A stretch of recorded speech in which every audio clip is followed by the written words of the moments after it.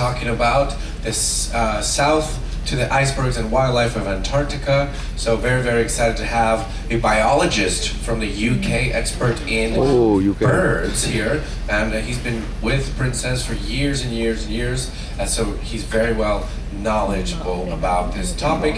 Without further ado, ladies and gentlemen, please welcome biologist Allan, Conlin, everybody. Allan, Conlin.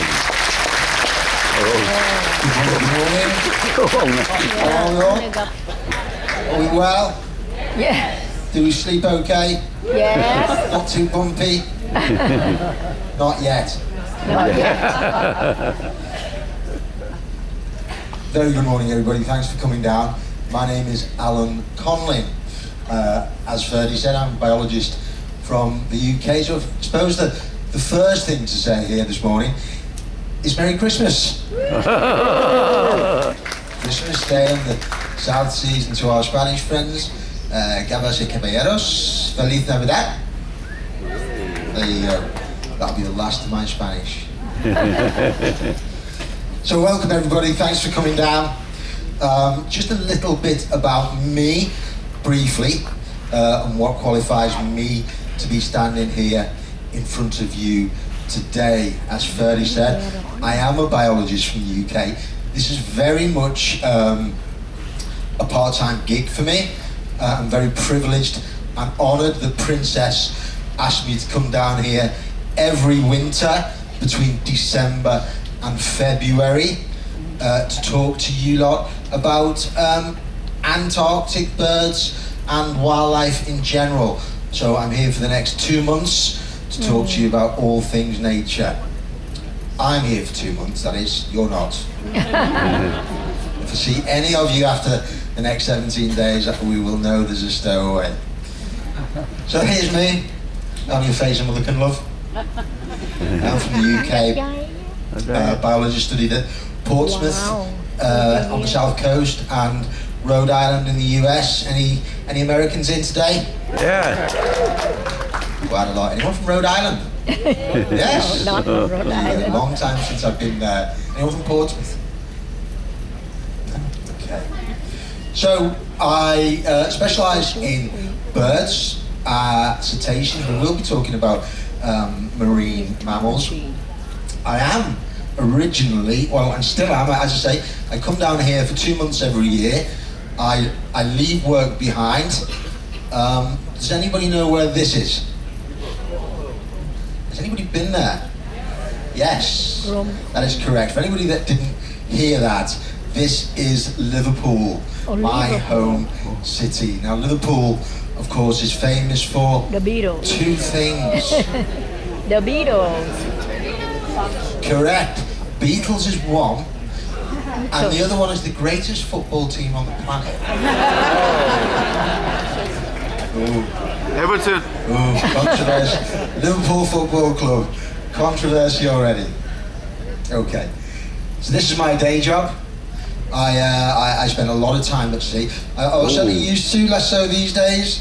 More time behind the computer than on the sea, but I work in commercial offshore renewable energy programs. It's a big thing in Europe now. There you go. Anybody wants to come and be bored to death about that, come and see me afterwards. And there are generally 3 groups of people involved in my visit here during the winter in preparation for this. I'm terribly excited. The team I work with are very excited, and my wife seemingly is also very excited. And I'm not sure of those 3 groups who is the most excited about me leaving. I think we can all guess who it is. Right, ladies and gentlemen, onwards. We are going to talk about wildlife on our route down.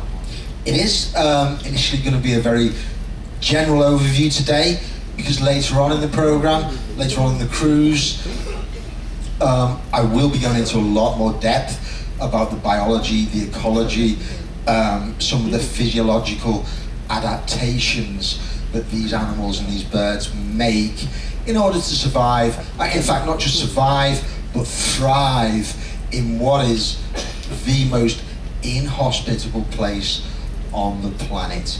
it really is pretty rough down here. We're lucky to be sailing, of course, south during the austral summer.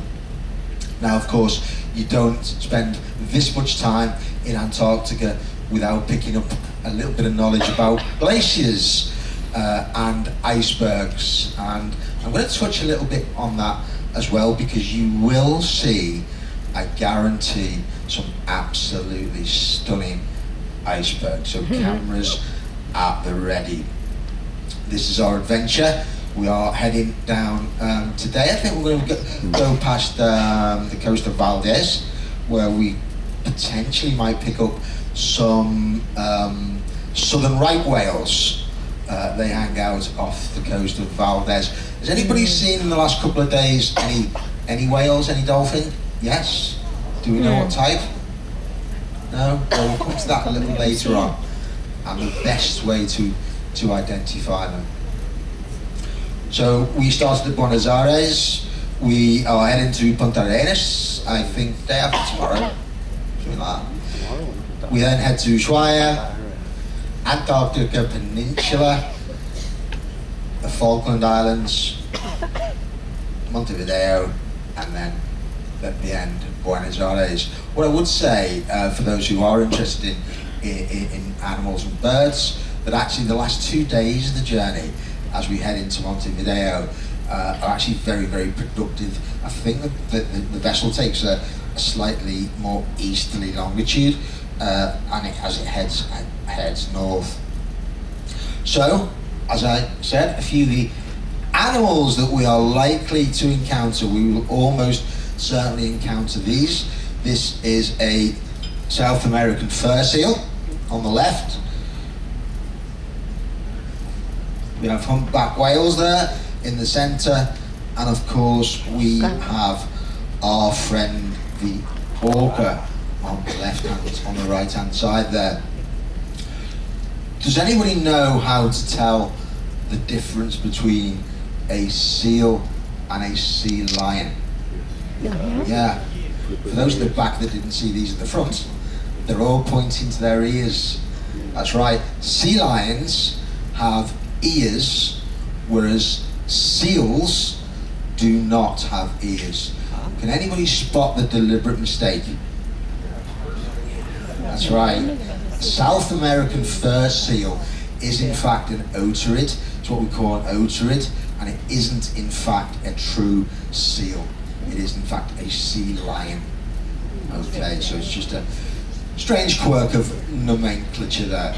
But yeah, South American fur seal is in fact a sea lion, and that is correct. And they can also, their forelimbs, seals have their forelimbs at the side of the body like this, whereas sea lions actually rotate their forelimbs and they can stand up straight on their forelimbs. That's how we tell the difference.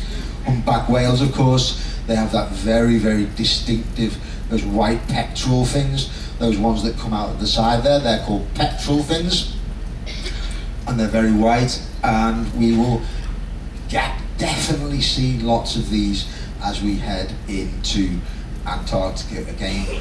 I'm not going to go into too much detail about these. I've got another presentation tomorrow, I'm not sure what time it is actually, Giants of the Deep, and again I'll talk in a little more depth about a lot of these animals that we're going to talk about today. So for those who saw dolphins yesterday, here we have a couple. The one on the left is a Peale's dolphin, and the one on the right is an hourglass dolphin. Now the hourglass dolphin has a very distinctive hourglass shape on the side of the body.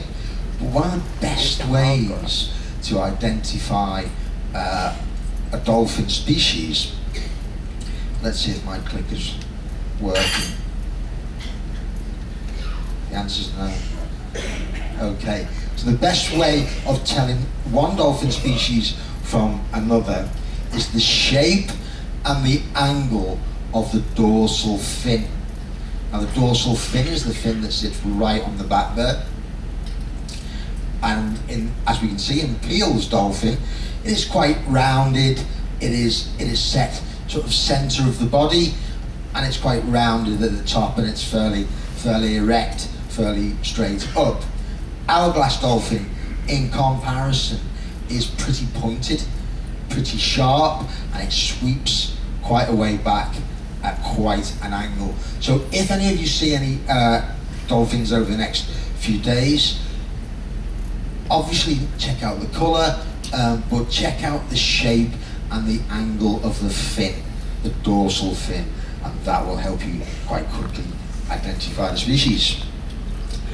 Now this fella, wow, he's a whopper.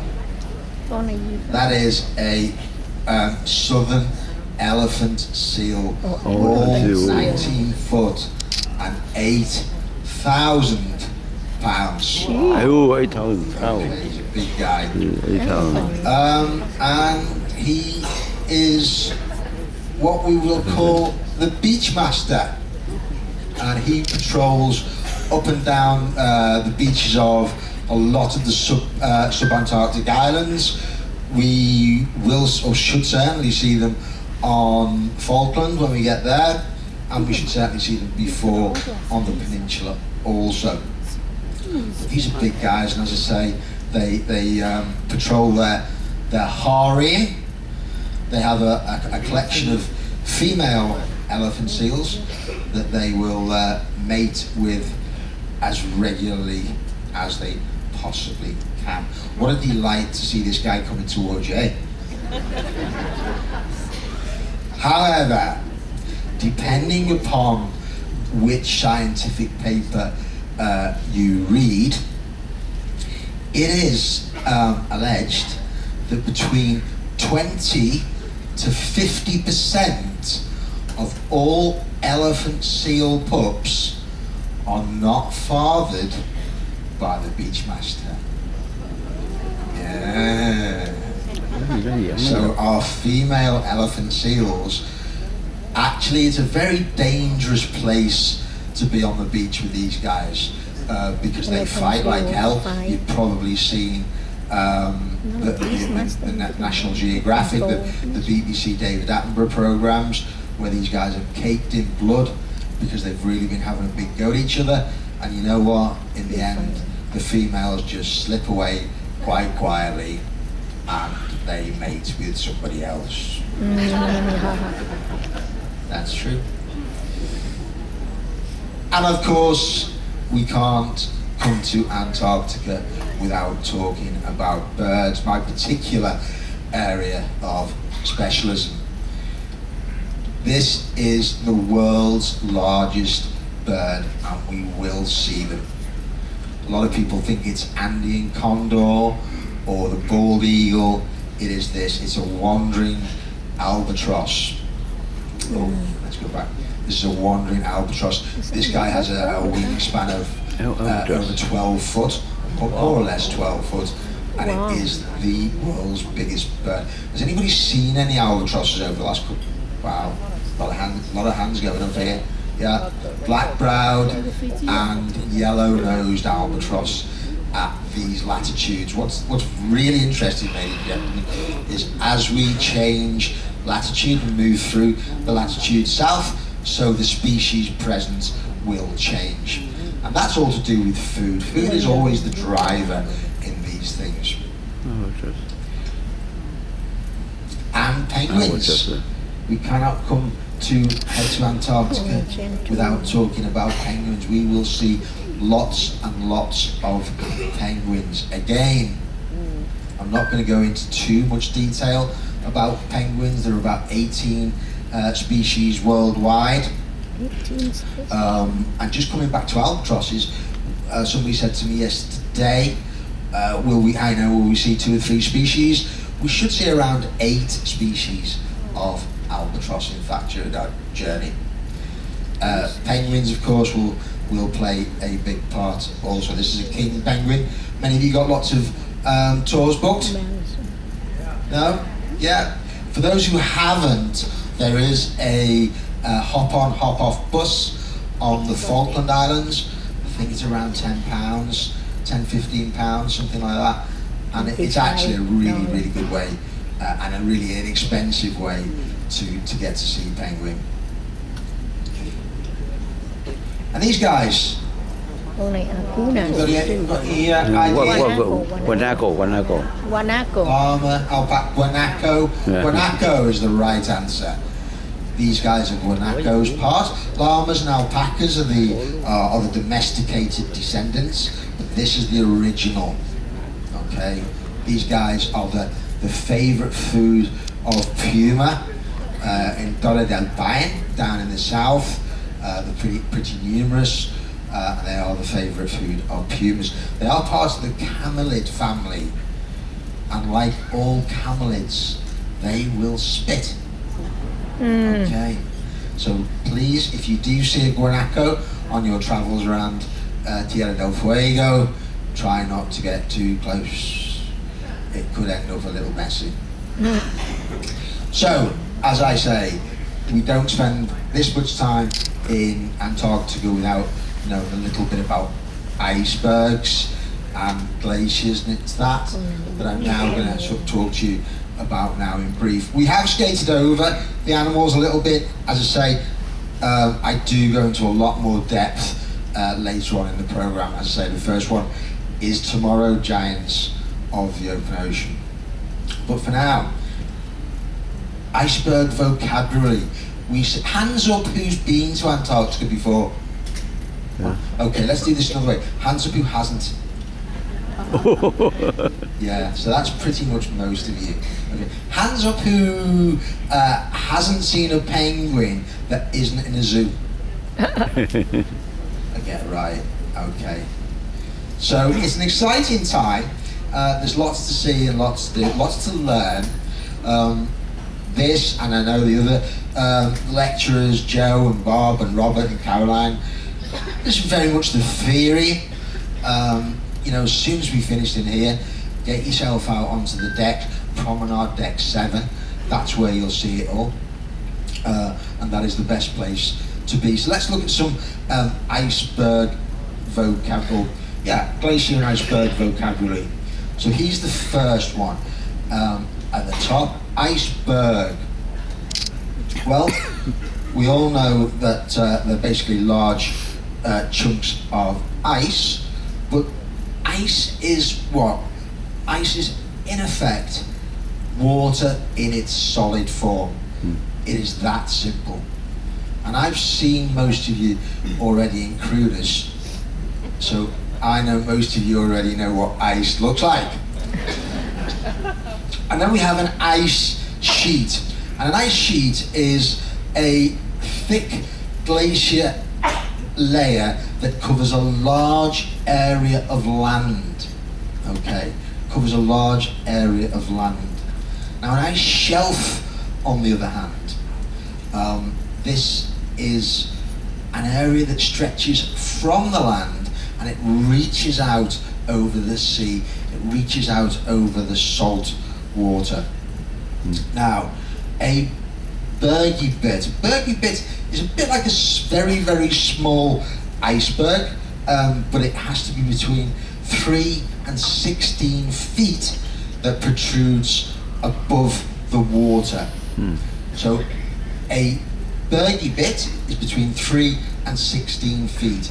An iceberg, on the other hand, is a minimum of 16 feet.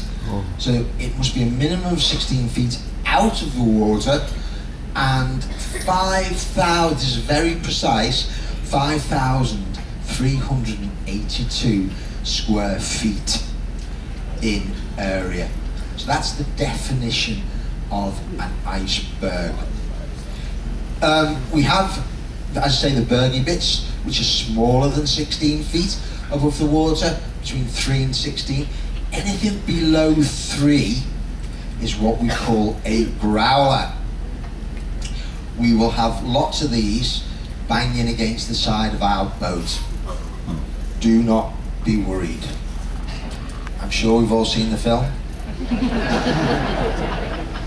But our captain is very, very experienced, and you know, I've been doing this a very, very long time now, and I'm still here. So, but it is interesting, you know, you will hear lots of bangs and clangs and blocks of ice hitting the hull of the boat, and it just adds to the experience. A couple of years ago we were down here and we heard about the world's largest iceberg. Well, it was the largest at the time. It was called A23A, and it was grounded for many years, for about 30 years. It broke off from the Filchner ice shelf in the Weddell Sea and then immediately grounded. But then a couple of years ago just started to float away, and we were very fortunate to be able to take a deviation to go and see it. It was quite an experience for the passengers at the time. It is the size of Greater London, which is about 1,500 square miles. That's a big old iceberg. It's hit the Antarctic current, and it is now slowly starting to break up.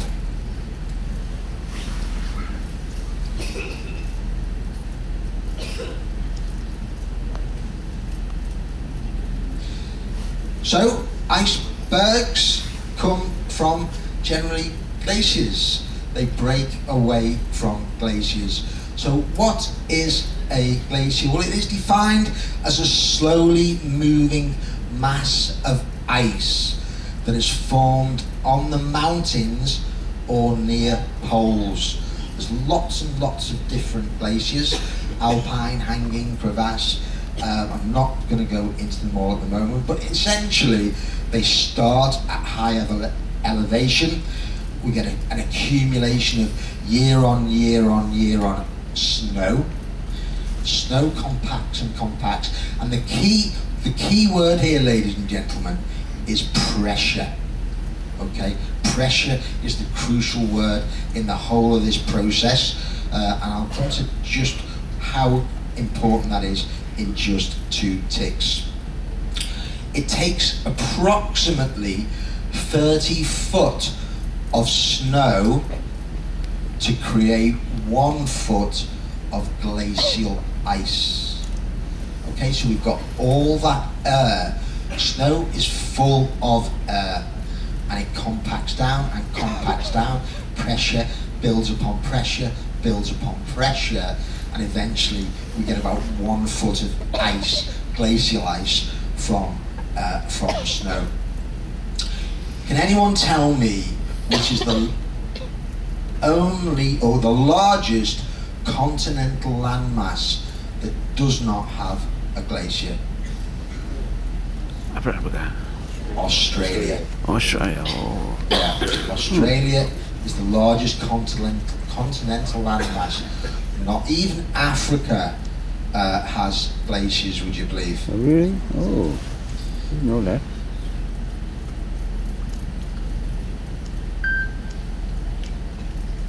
So, year on year snow, that's the important thing here. The supply of snow at what we call the ice field, that's right at the top or at the start, generally at high elevations. It used to be about 15 to 20,000 feet high, but as we've got a changing climate for whatever reason, generally global warming, that height is ever going up. But the crucial thing here is that we need a year-round temperature that enables the ice to remain frozen. Because what happens the following year, we then get another fresh snowfall, and then we get another fresh snowfall, and eventually the weight, the pressure of all that snow starts to make the ice move. And once that ice starts to move, ladies and gentlemen, that is then a glacier. Okay, and it moves for a number of reasons. Gravity is the main one, but also we get we call it basal slip, basal meltwater underneath, and that kind of lubricates the underside of the glacier, and off it goes, generally pretty slowly.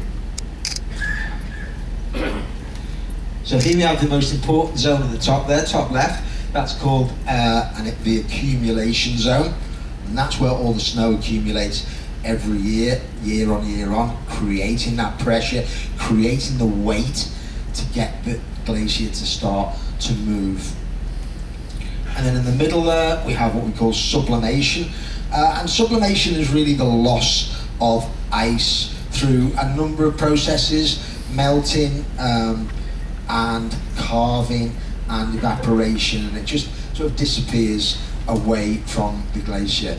Now, the drawing on the top right there, that depicts the type of snow that falls. And this is very, very important when I'm talking about pressure and air, because actually, when snow falls, it's 90% air. And then we get another snowfall, and then that comes down to 50% air. And then another snowfall, and then we reduce and reduce and reduce to the point that we have glacial ice. So we've turned from snow to glacial ice. And glacial ice has less than 20% air within it. So we've gone from 90% in snow to 20% in glacial ice.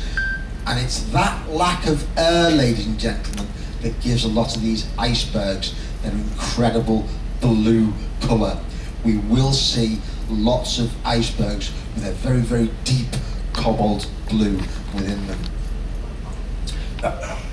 Here's that picture again, a little larger. So there we have the snow at 90% air with 20% right at the bottom as we go into glacial ice.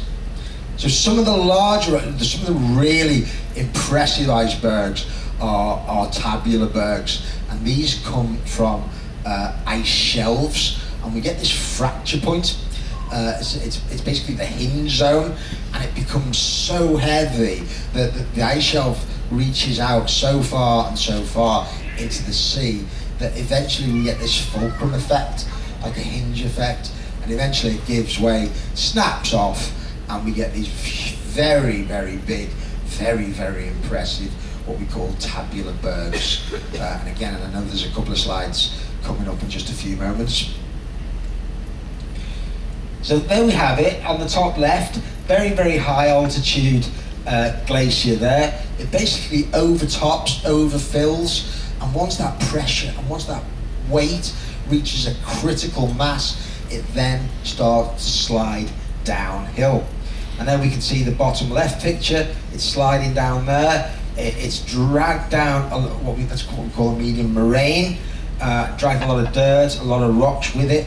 It takes no prisoners, it really doesn't. It will carve out valleys and carve out fjords as we go. And then if it's a terminal glacier, terminal moraine here, a tide water glacier, as it reaches the fjord and it reaches the sea, and at which point we get something called carving.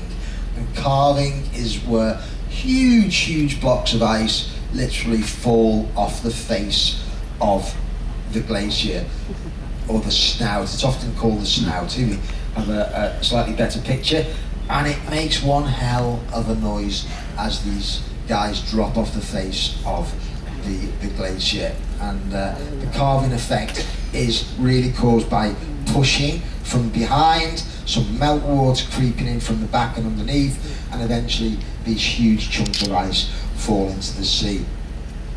A quick picture of our tabular bergs. This one is from the Bransfield Strait, and they have lots and lots of different types, lots of names: wedge, dry dog, pinnacle, blocky. They've all got different shapes, but we can see this one is fairly blue. And the reason why these are blue, ladies and gentlemen, is the longer wavelengths, such as red, that we see in the rainbow, they get absorbed by the iceberg. That light gets absorbed by the iceberg because there's so little air.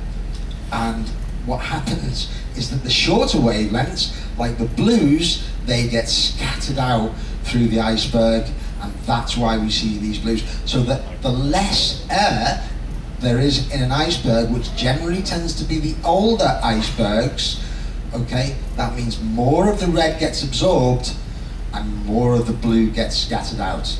If it's a very young iceberg, there'll be lots of air in it, so the white light just comes straight through, the white spectrum comes straight through. If it's blue, it's almost certainly a very, very old iceberg with very, very little air within that berg. And some footsteps as we go up the Beagle Channel. You will see a lot of these Chilean fjords, a lot of these valleys. If it is a V-shaped valley, a very sharp valley, that will be formed by water. If it's a very soft, rounded U-shaped valley, that will be formed by glacial ice. And we can see those sharp points at the top. That's where those points have escaped the grinding effect of the ice, and they're called nunataks. That's the technical term for them. And where the ice has gone over the rock, it's ground them off, and it's rounding them off.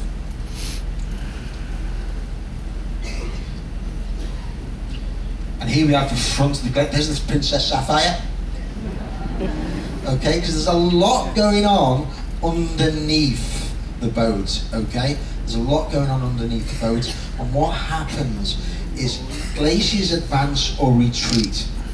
And where we have a tidewater glacier, where it's retreated, it backfills with seawater. And when that happens, we get something called a fjord. And that allows boats like this, the Sapphire, and other companies to take us on these fantastic journeys around the globe. So there's a brief overview of glacial formation. We do, of course, have a lot of birds and animals down here are called Magellanic, after the great explorer Ferdinand Magellan. We all remember him from our history lessons.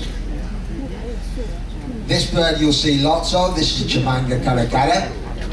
This is a Chilean flamingo. Flamingos are just not Caribbean. Okay, we also get them down here in Chile. And I mentioned before, ladies and gentlemen, black-browed albatross. We can tell this is a black-browed albatross because this beautiful bird likes to wear eyeliner. It's true, it really is true. It's very, very... My clicker's not working today, ladies and gentlemen. I'll get that sorted next time. Oh, maybe a bit there, yeah. So you can just see this black line here, and that's what gives it its name, the black-browed albatross. Again, there are about 8 species we're going to see. They all look slightly different. To the layperson, they probably all look the same, to be honest. But there are ways of separating them. And our journey, of course, is Punta Arenas, overlooks the Strait of Magellan. It's the capital of Chile's southernmost region and the most populous southern city of Chile and the Americas. This is our stop tomorrow, the day after tomorrow, I think, Punta Arenas. And then we go into Ushuaia. And again, these overlooks the Strait of Magellan.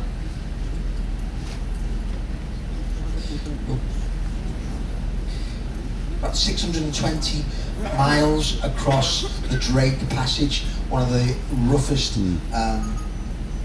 straits on the planet. And Ushuaia is in fact one of 5 internationally recognized Antarctic gateway cities.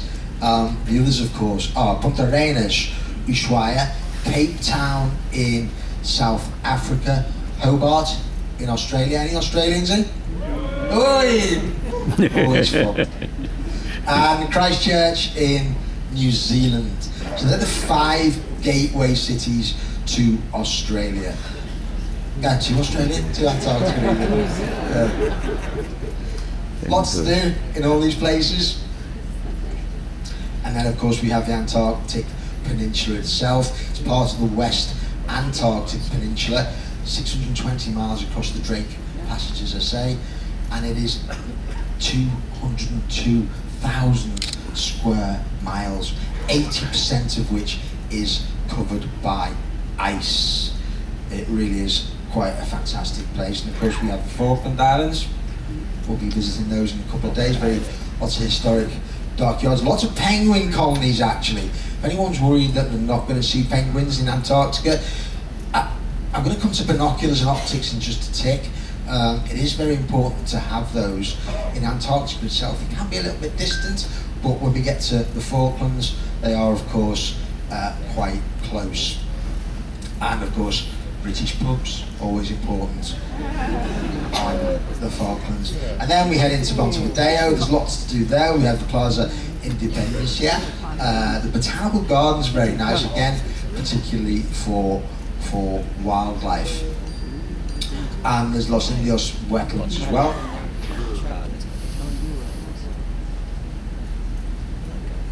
And then at the end we are back in. It really is, ladies and gentlemen. I mean, you know, we're all very, very lucky these days. We get to travel lots of places in the world. I very rarely go back to the same place twice because there are so many places to visit.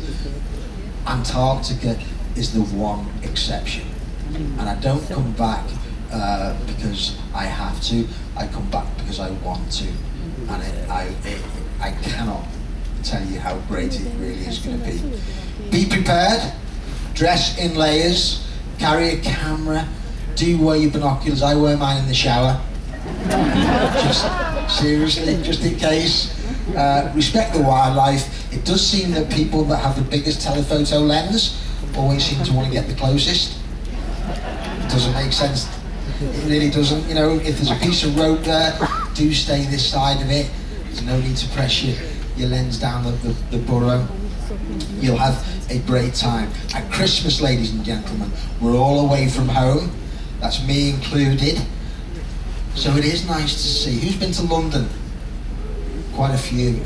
Red telephone boxes. This reminds me of home. Less so these days. We've all got cell phones. We've all got mobile phones. But it is nice. It is a nice reminder of back home. The Globe Tavern is a pub that serves really nice real ales. It was closed for refurbishment last season, but do try it. There are lots of real ales. If you missed the boat, do not blame me. Alright. However, there is a telephone box. You could try phoning the captain, he might come back and get you. Ladies and gentlemen, thank you very